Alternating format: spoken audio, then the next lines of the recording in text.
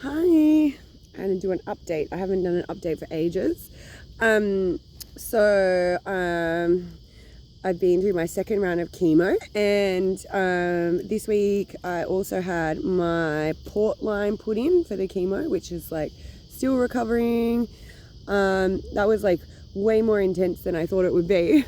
They tell you that you're under twilight and that you'll be out and you won't really know what's going on. That didn't happen at all. I was awake the whole time. The twilight didn't knock me out even in the slightest, and I just ended up having a chat to the doctor about my day because I wouldn't go down. So it was slightly traumatizing, but it was okay. I think that if you're prepared for it, it's not too bad. But if you've never had a surgery before, it's confronting because you got to go into the theater and you're awake while they're doing everything and putting everything on you. So I've had surgeries before and they knock you out before that ever happened. So it was interesting. But I've had the port line put in. Mine got very, very swollen and a little infection, so I ended up on antibiotics. It was quite full on. Definitely couldn't lift anything. I had to have friends help me with washing and stuff the last couple of days. So if you're getting a port line for your chemo, pre-prepare that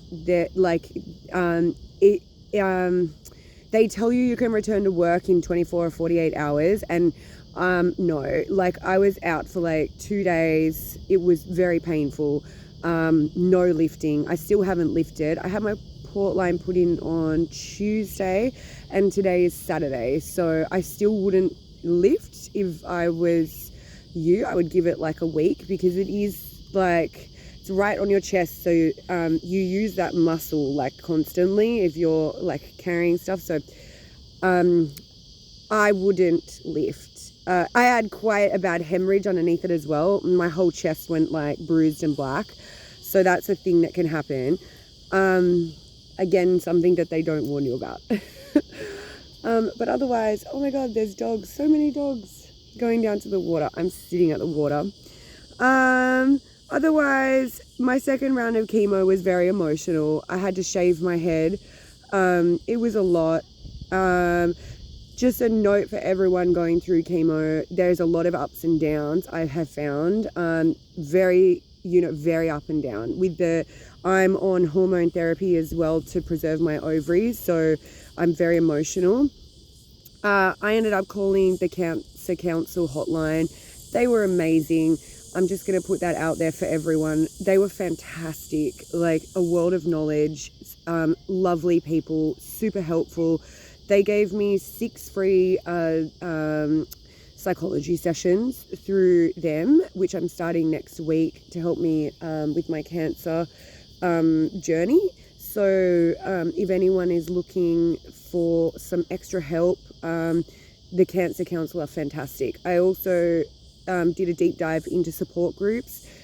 There isn't many. Apparently the government, of course, took all the funding out of it after COVID. So I did find one breast cancer support group that does little things twice a month. So I'm going to try and attend that.